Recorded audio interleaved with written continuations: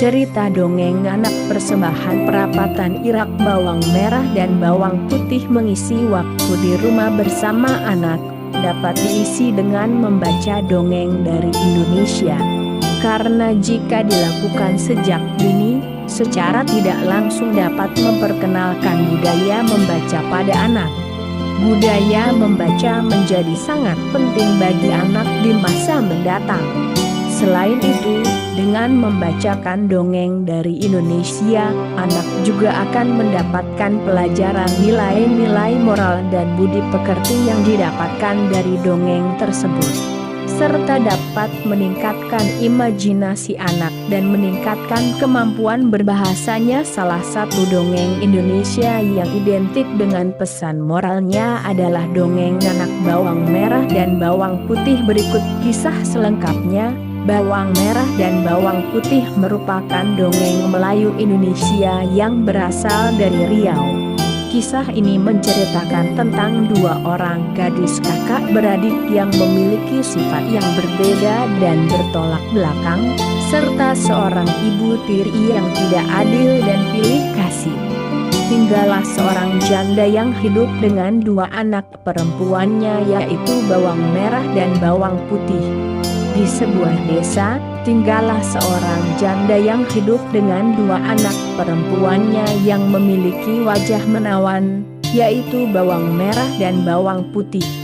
Ayah kandung bawang putih yang juga suami dari ibu bawang merah telah meninggal dunia, jadi bawang putih adalah saudara tiri dari bawang merah. Bawang merah dan bawang putih memiliki sifat karakter serta kepribadian yang berbeda. Bawang putih memiliki sifat yang rajin, baik hati, jujur, dan rendah hati. Sementara bawang merah memiliki sifat yang malas, sombong, iri hati. Kepribadian bawang merah yang malas juga diperburuk karena ibunya yang memanjakannya. Ibunya selalu memberi bawang merah apapun yang diinginkannya. Sedangkan bawang putih yang melakukan semua pekerjaan rumah, mencuci, memasak, membersihkan rumah, dan ia hanya melakukannya sendiri. Sementara itu, bawang merah dan ibunya hanya menghabiskan waktu untuk diri mereka sendiri. Ketika mereka membutuhkan sesuatu, mereka hanya meminta bawang putih. Bawang putih tak pernah mengeluhkan nasib buruknya yang dia hadapi. Ia selalu melayani ibu tiri dan saudara perempuannya dengan gembira. Suatu hari, bawang putih mencuci baju ibu tiri dan bawang merah di sungai. Bawang putih tak menyadari jika sepotong kain milik ibunya hanyut di sungai.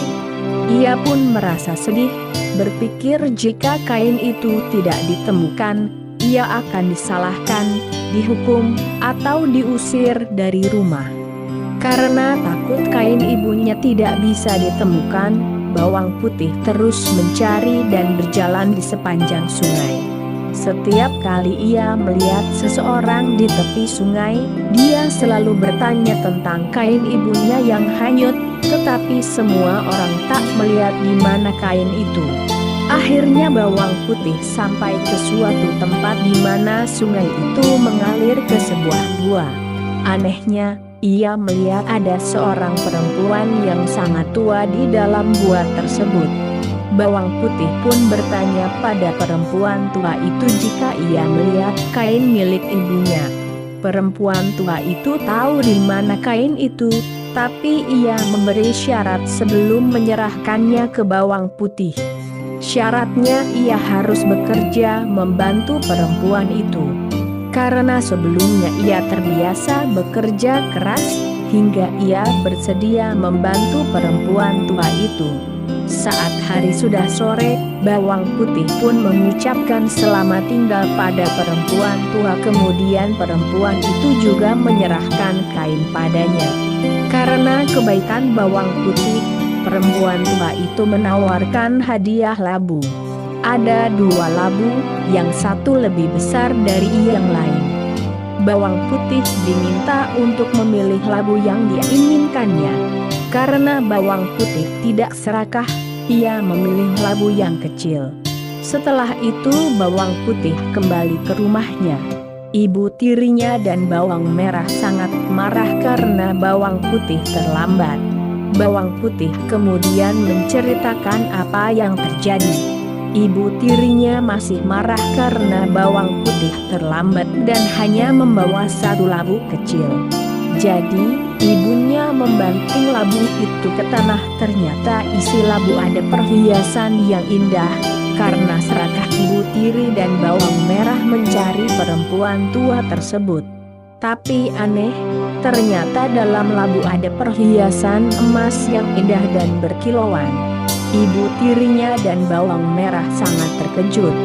Mereka kemudian merasa akan menjadi sangat kaya jika memiliki perhiasan yang begitu banyak.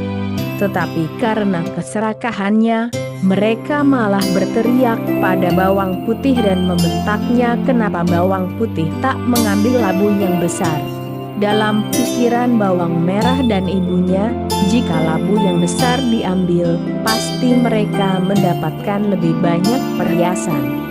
Untuk memenuhi keserakahan mereka, bawang merah mengikuti langkah-langkah yang diceritakan oleh bawang putih. Ia rela menghanyutkan kain ibunya, berjalan di sepanjang sungai, bertanya pada orang-orang dan akhirnya datang ke gua tempat perempuan tua itu tinggal. Namun, tidak seperti bawang putih, bawang merah menolak membantu perempuan tua itu untuk bekerja dan ia bahkan dengan arogan memerintahkan perempuan tua itu untuk memberinya labu yang lebih besar. Perempuan tua itu memenuhi permintaan bawang merah memberikan labu yang besar untuk bawang merah. Bawang merah dengan senang hati membawa labu besar yang diberikan perempuan tua, sambil membayangkan berapa banyak perhiasan yang ia akan dapatkan. Sekembalinya ke rumah, ibunya pun menyambut bawang merah. Tidak lama setelah itu, labunya dihancurkan ke tanah. Bukan isi perhiasan, berbagai ular berbisa yang menakutkan keluar dari dalam labu. Bawang merah dan ibu tiri akhirnya menyadari apa yang mereka lakukan selama ini salah, dan meminta bawang putih untuk memaafkan mereka. Pesan moral yang bisa dipetik dari kisah bawang putih bawang merah ini adalah, jadilah anak yang rajin maka orang lain akan menyukai. Selain itu, ingat sifat yang serakah tidak akan membuat bahagia, justru akan membawa kesusahan di masa yang akan datang.